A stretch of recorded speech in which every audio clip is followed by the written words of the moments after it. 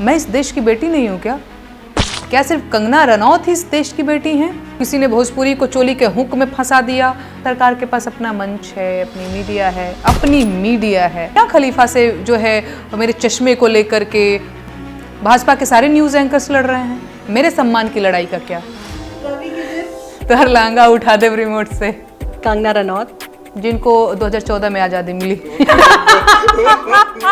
भीख नाही हक सरकार मांगिला, बेरोजगार बानी साहेब रोजगार मांगिला।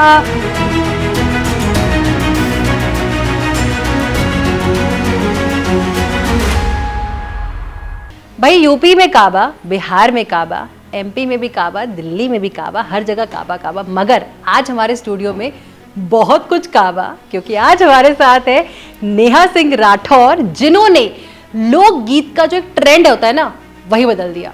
स्वागत है आपका। और कैसी हैं आप? पहले बताइए। शुक्रिया प्रतीक्षा जी, और सॉरी प्रतीक्षा कराने के लिए। कोई बात नहीं, नाम आपने रखा तो मुझे प्रतीक्षा करनी पड़ती है। कैसी हैं आप? बहुत बढ़िया, आप कैसी हैं? क्या चल रहा है? सब कुछ बढ़िया है कि नहीं है? बढ़िया चल रहा है, एकदम अच्छा चल रहा है। ट्रोलिंग भी चल रही है, पर हम उस चीज़ को भी एंजॉय कर रहे हैं। बिल्कुल। तो अब पहला सवाल मेरा आपसे यही है कि अब कंगना रनौत चुनाव में उतर रही हैं और सियासत पहली गर्मा चुकी है, तो आप, अभी कंट्रोवर्सी भी चल रही है, आप कैसे देखती हैं उनका अभिनेता से राजनेता तक का ये सफ़र? आप कैसे देखती हैं उसको? नहीं, मैं पर्टिकुलर किसी एक पे नहीं बात करना चाहूँगी। बहुत से ऐसे अभिनेता और अभिनेत्री हैं जो कि अभिनय के अलावा जो है पॉलिटिक्स में भी आए हैं, तो वो उनका अपना पर्सनल चॉइस है कि वो क्या करते हैं, क्या करना चाहते हैं। जैसे हम सभी फ्री हैं कि हम अभिनय करेंगे, हम जो है किसी पार्टी से चुनाव लड़ेंगे, तो वो उनका अपना पर्सनल है, ठीक है। बिल्कुल। हाल ही में आपको लेके भी कुछ टिप्पणियाँ हुई, आपने भी उस पर रिएक्ट किया। With all due respect, comparisons भी हुए, इस पर आप क्या कहेंगे? पता नहीं क्यों लोग नाम नहीं ले रहे हैं। आप भी बच रही हैं। मियाँ खलीफा से जो है मेरे चश्मे को लेकर के मुझे बिल्कुल कोई आपत्ति नहीं है इस चीज़ को कहने में कि हाँ, लोगों ने तुलना की, मोदी जी के परिवार से ताल्लुक़ रखने वालों ने मुझे सार्वजनिक रूप से बेइज्जत किया और फुहड़ ट्रेंड चलाए। मैंने तो राष्ट्रीय महिला आयोग से भी ये सवाल पूछा और महिला कल्याण एवं बाल विकास मंत्री स्मृति ईरानी जी से भी मैंने कहा कि भाई, मैं इस देश की बेटी नहीं हूँ क्या? क्या सिर्फ कंगना रनौत ही इस देश की बेटी हैं? कंगना रनौत के सम्मान की लड़ाई तो पूरे देश की मीडिया लड़ रही है। सॉरी, भाजपा की मीडिया लड़ रही है। भाजपा के सारे न्यूज़ एंकर्स लड़ रहे हैं। मेरे सम्मान की लड़ाई का क्या? मैं इस देश की बेटी नहीं हूँ? आपके भाषणों में, प्रधानमंत्री जी के भाषणों में केवल नारी शक्ति और शक्ति स्वरूपा की बात होगी। पूर्वांचल की इस बेटी के लिए कौन लड़ेगा? आपने जिस तरह से बोला, हम महिला सशक्तिकरण की बात करते हैं, बिल्कुल सही बात है। तो आपको लग रहा है कि एक तबका जो है वो सिर्फ एक ही पक्ष की महिलाओं को सपोर्ट कर रहा है और बाकी जो है एग्जैक्टली मैं वही तो कह रही हूँ कि अगर आपके साथ कुछ गलत हुआ, अगर आप एक महिला हैं, आपको सोशल मीडिया पे बहुत गंदे तरीके से किसी पॉर्न स्टार के साथ कंपेयर किया गया, भद्दी भद्दी गालियाँ दी गई, गंदी गंदी धमकियाँ दी गई, आपकी सुनवाई सिर्फ तभी होगी जब या तो आप भाजपा के प्रत्याशी हैं, या आप भाजपा के नेता हैं, या आप किसी भी तरीके से भाजपा से जुड़ी हुई हैं। अगर आप भाजपा से जुड़े हुए लोग नहीं हैं तो आप इस देश में दोयम दर्जे के नागरिक हैं। आपको कोई प्राथमिकता नहीं दी जाएगी। मैं पिछले 2 दिनों से लगातार, आप मेरे ट्वीट्स देखेंगी, मैं लगातार स्मृति ईरानी जी से सवाल पूछ रही हूँ कि भाई, महिलाओं के सम्मान की बड़ी बात करती रहती, फिर स्वयं प्रधानमंत्री जी बात करते रहते हैं। इस पूर्वांचल की बेटी के लिए है क्या आप लोगों के पास जवाब? मेरे सम्मान की लड़ाई कौन लड़ेगा? तो महिला आयोग से कोई जवाब आया? कोई जवाब नहीं, कोई जवाब नहीं। वहाँ पे सुनवाई सिर्फ, हाँ, बात चल रही है, महिलाओं के सम्मान पे बात चल रही है, डिबेट्स भी चल रही हैं, पर वो सिर्फ भाजपा से जुड़ी महिलाओं की बात चल रही है। बिल्कुल महिला आयोग ने कोई रिप्लाई नहीं किया और बिल्कुल मेरे मामले को संज्ञान में नहीं लिया है। कुछ और है, महिलाओं की सुरक्षा की बात की जाती है, उनके 10 चीज़ों के लिए बात की जाती है, मगर जो रियलिटी है वो हमारे सामने है। रियलिटी यही है, यही सच्चाई है। और रिप्लाई नहीं आ रहा। अच्छा, अब आपने बात करी पूर्वांचल से, भोजपुरी इंडस्ट्री की बात करती हूँ। क्या आपको लगता है कि भोजपुरी गाने और फिल्मों में कहीं ना कहीं वल्गैरिटी अब घर कर गई है? बहुत ज़्यादा घर कर गई है। भोजपुरी जो है फिल्म उद्योग से लेकर के जो है संगीत उद्योग तक आया और उसके बाद अब तो आईपीएल तक पहुंच गया है। पिछले दिनों कल या परसों की बात है जब मैंने देखा एक बहुत ही बेहुदा किस्म का इंसान हमारी भोजपुरी को, जो कि बहुत ही सुंदर भाषा है, उसको पूरी दुनिया भर के सामने बेइज्जत किया। उस शब्द का मैं नाम नहीं ले पा रही हूँ क्योंकि वो कैमरे पे बोलने लायक नहीं है, आप समझ सकती हैं। तो मैं तो पूर्वांचल के लोगों से भी कहना चाह रही हूँ कि भाई आप लोगों ने दारू पी ली है कि भांग खा ली है, किस नशे में चूर हैं कि आप लोगों को कुछ दिख ही नहीं रहा है। एक व्यक्ति जाकर के कौन है जो ऐसे लोगों को बुला रहा है? ये लोग भोजपुरी को रिप्रेजेंट करेंगे जो गर्दा उड़ावे के मशीन, लहंगा, चोली और भी बहुत गंदी गंदी चीजें शब्द यूज करते हैं। मतलब लहंगा चोली तक ही सीमित होंगे क्या भोजपुरी इंडस्ट्री? एग्जैक्टली, लहंगा चोली, किसी ने भोजपुरी को चोली के हुक में फंसा दिया, तो कोई भोजपुरी को परधनवा के रहर में घुसा दिया, तो किसी ने तो भोजपुरी को पूरा का पूरा ढोंढी में ही घुसा दिया। यही है भोजपुरी वर्तमान की। नहीं, कैमरा वाले भैया थोड़ा हंस रहे हैं। अच्छा, नहीं, यही है, यही सच्चाई है। अच्छा, एक और चीज होता है, कई बार क्या होता है, लोग मेरे को बोलते हैं कि तुम अश्लीलता ज्यादा फैला रही हो इन सब चीजों को शेयर करके। मतलब ये तो बिल्कुल वही बात हो गई कि भाई आप हत्या करें और चुप हैं, कोई मतलब नहीं है। लेकिन मैं उस हत्या की बात करूं तो मैं ज्यादा हिंसक हूं और मैं हिंसा को बढ़ावा दे रही हूं। 100 चूहे खाकर बिल्ली खच को चली। बस वही बात है कि मैं अगर हिंसा की बात कर दूं, आप हिंसा करें तो हिंसा नहीं, मैं हिंसा की बात कर दूं तो मैं हिंसक हूं। बस यही वाली बात चल रही है। बिल्कुल मुझे कोई लोड नहीं है। ये शब्द मेरे नहीं हैं, ये भोजपुरी के उन अश्लील गायकों के हैं जिनको भाजपा टिकट देती है।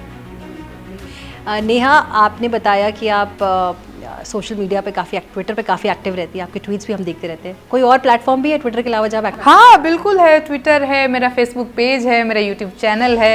इंस्टा पे मैं थोड़ा सा कम एक्टिव रहती हूँ, बहुत कम एक्टिव रहती हूँ। बट इंस्टा पे तो ज़्यादा जेनजी है, आजकल की यंग जनरेशन है। हाँ बिल्कुल ठीक बात है कि मेरी उम्र भी अभी 27 की होने वाली है, मैं भी बहुत ही यंग हूँ। पर पता नहीं क्यों, जैसे सबका अपना अपना एक होता है ना कि कोई फेसबुक को बड़ा लेकर के कंफर्टेबल है, कोई ट्विटर को लेकर के। मैं कभी भी, मुझे लगता है 4 साल से मैं सोशल मीडिया से जुड़ी हूँ, लेकिन मैं इंस्टा को लेकर कभी कंफर्टेबल ही नहीं हो पाई। मेरे बहुत कम या एक या आधी आपने रील्स देखे होंगे। रील्स बनाना मुझे नहीं आता है और मुझे लगता है कि ठीक है, जो रील्स बनाते बड़ा अच्छा भी लगता है। हम लोग रात को सोते टाइम वही मनोरंजन भी होता है, एकदम सब यही सच्चाई है कि हाँ अब फ़ोन खोले, रील्स देख रहे हैं तो 1 घंटा कब निकल गया पता नहीं चल रहा है। लेकिन मैं थोड़ा सा कंफर्टेबल नहीं हूँ।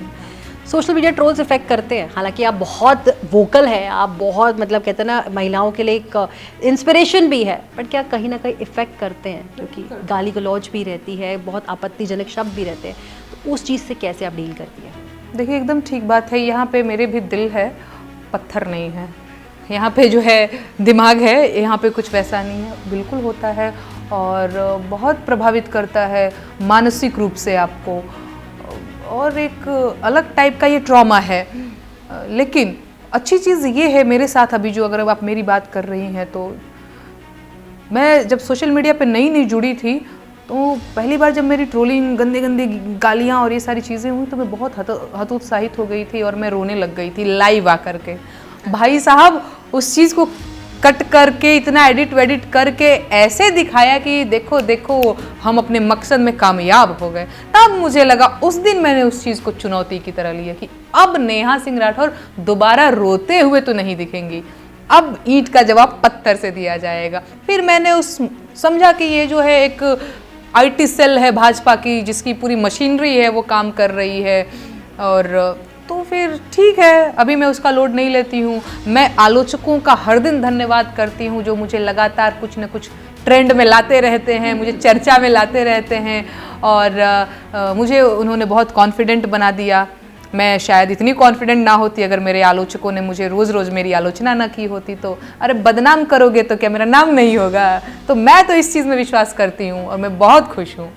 अब ये भी कहीं हलचल हो रही है कि आप चुनाव लड़ सकती है। अच्छा। अब ये बताइए इसकी क्या सच्चाई है? देखिए, मुझे तो मीडिया के थ्रू पता चला, मुझे बहुत अच्छा लग रहा है। मैं हर जगह मैं यही बात बोल रही हूँ कि मैं सकारात्मक कारण से चर्चा में हूँ, और चर्चा में बने रहना, मीडिया में बने रहना किसी नहीं अच्छा लगता। एकदम मैं ईमानदारी से बता रही हूँ कि मुझे खूब अच्छा लग रहा है।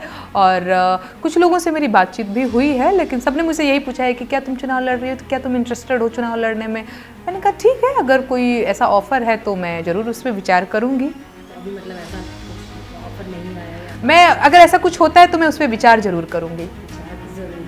अच्छा, एक ना मतलब कुछ लोग हैं जो मैं कमेंट्स भी पढ़ रही थी बहुत सारे आपके गानों पे, तो उनका एक आपके पे आरोप है कि आप जो है सरकार के, हमेशा जो सत्ताधारी सरकार है उसके अगेंस्ट ही गाने बनाती है, उसके अगेंस्ट ही गाने बोलती है। अब ये क्या है? देखिए, सरकार जो है, हाँ आप इसको ऐसे भी पूछ सकती हैं कि भाई आप सरकार की कभी तारीफ क्यों नहीं करती, सरकार ने तो बड़े अच्छे काम भी कर दिए हैं। मैं इस पर ये कहना चाहूँगी कि सरकार के पास अपना मंच है, अपनी मीडिया है, अपना माइक है, बहुत सारा पैसा है, करोड़ों का प्रोजेक्ट करते हैं और फिर बताते हैं कि मैंने ये कर दिया, मैंने वो कर दिया।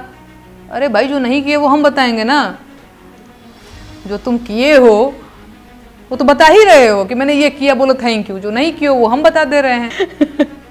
अच्छा, अभी अब एंटरटेनमें चैनल को आप इंटरव्यू दे रही है, तो हम रैपिड फायर से तो आपको नहीं छोड़ सकते हैं। अब ये आपको जो, अब मैंने कुछ 5 पर्सनालिटीज़ अपने आपको बताऊंगी, आपको उनके बारे में सिर्फ एक शब्द बोलना है और वो जल्दी बोलना है, जो आपके दिमाग में पहला वर्ड आता है।